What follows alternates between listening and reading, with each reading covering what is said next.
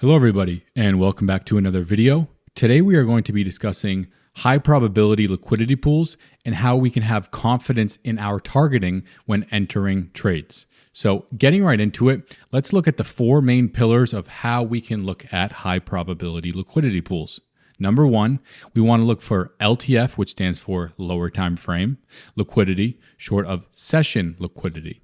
Number two, we want to look for lower time frame liquidity short of a new week opening gap. Number three, we want to look for this lower time frame liquidity short of the new day opening gap. And lastly, number four, we want to look for engineered intraday session liquidity. And if that's confusing, we'll talk about it more when we get to that particular example. So let's look at example one, lower time frame liquidity falling short of a session high. So as you can see here, this is NASDAQ's 1 minute chart. If you want to look at your own charts for review, this is NQZ 2024 from December 3rd, 2024. And again, this is the 1 minute time frame. So as you can see here at the top, we have our London high. So that's a session high, and I'm utilizing the highest high between 2 a.m. to 5 a.m. Eastern time, which is London kill zone. So the session highs and session lows can be a strong draw on liquidity in and of themselves. So if I see during the intraday New York session, then bring up a lower time frame swing high when we are bullish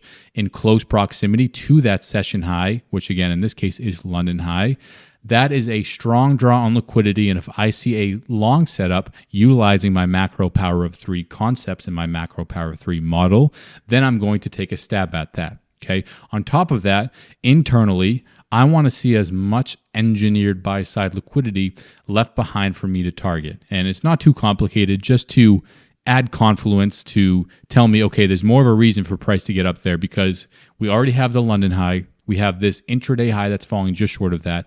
We have trendline liquidity here, a swing high here, swing high here, swing high in here. Okay, so after we determine the most important thing, which we know is the draw on liquidity, we wait for macro power of three. Okay, now what is macro power of three? This is your entry checklist. Do we have a clear draw on liquidity? Yes. Do we enter a macro window? Yes. Do we have a sell side liquidity sweep below macro's opening price? Yes, we do. So as you see here, this is 1050 open, this 1 minute candle. That is dragged out, this blue line, annotated MO. For any new people who are just finding my channel, if you ever see MO dragged across my chart like this, whether it's on the YouTube, the Twitter, or in the Discord, that just stands for macro's opening price. Okay.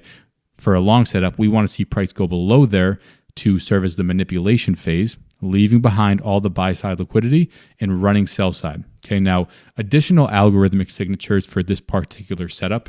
We have an SMT where ES was taking out the opening range low, and as you can see here, NASDAQ was failing to do so. So NASDAQ is the stronger of the two indices, and on top of this, this is the 930 fair value gap. Now, this is a little gem that I typically keep within the private group, but if you see the 930 fair value gap, which is the first fair value gap formed after 930 open, and that is being worked and respected like it is in this particular scenario during a macro, that is a strong algorithmic signature. So you can see we're sweeping sell side liquidity, but look at the body here, respect this fair value gap, right? The bodies tell the story. So after we go below macro's opening price, after we run the sell side liquidity, all you're waiting for an entry is a high probability PD array, right? And we know how to look at these and know how to engage with these in terms of our actual trade executions. So if you look at this left side of the curve, you're looking at premium PD arrays that get invalidated or closed above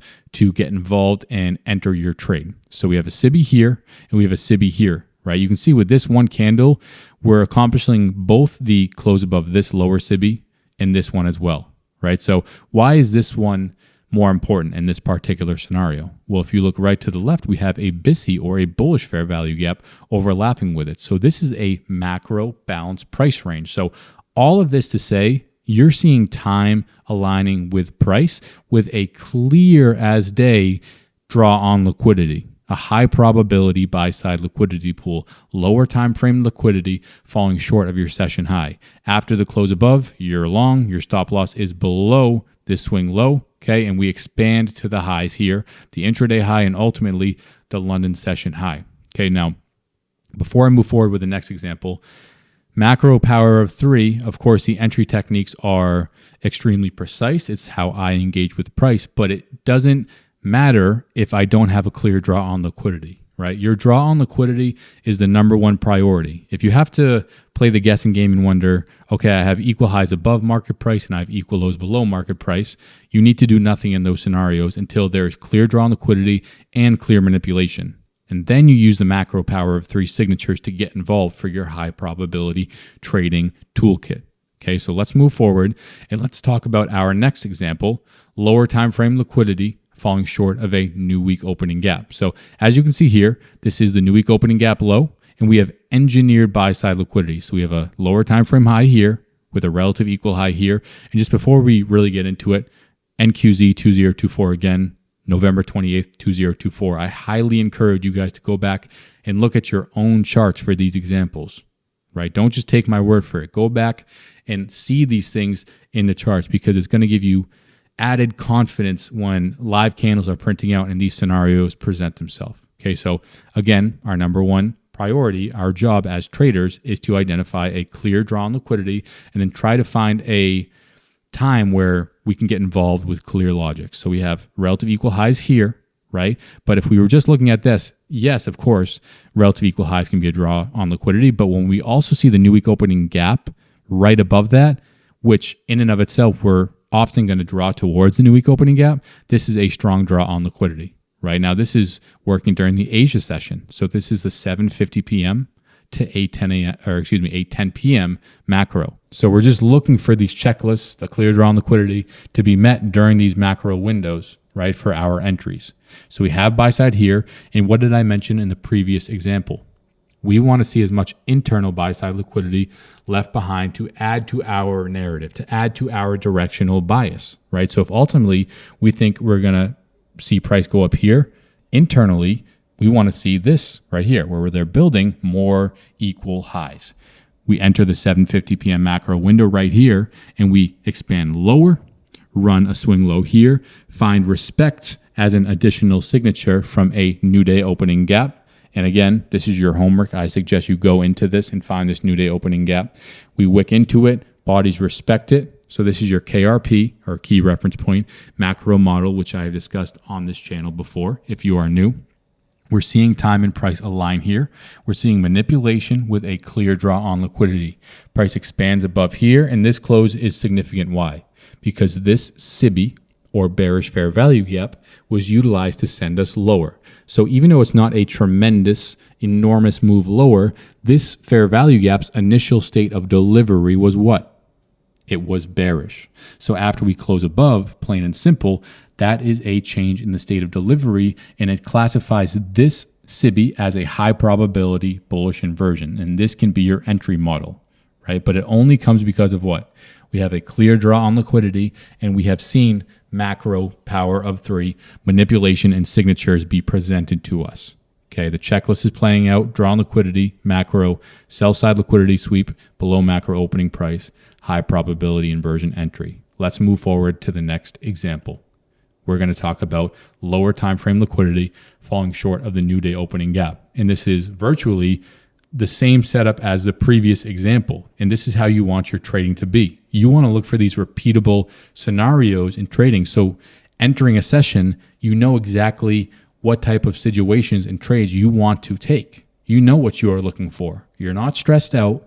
You're not wondering, oh, am I going to survive today? Am I going to take, an OTE, a breaker today, a unicorn, whatever.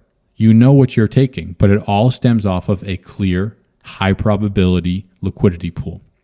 Okay, so again, we're looking at a high here on the lower time frame, the 1 minute chart, a high here falling just short of that. So they're building relative equal highs, but also right above, there's the new day opening gap.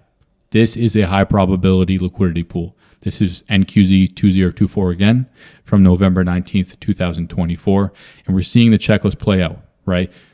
On top of this, we're seeing London low or a session low swept. Okay. We entered the 8:50 a.m. macro window. We zoom below that, run an internal sell side, or I should say a lower time frame swing low here.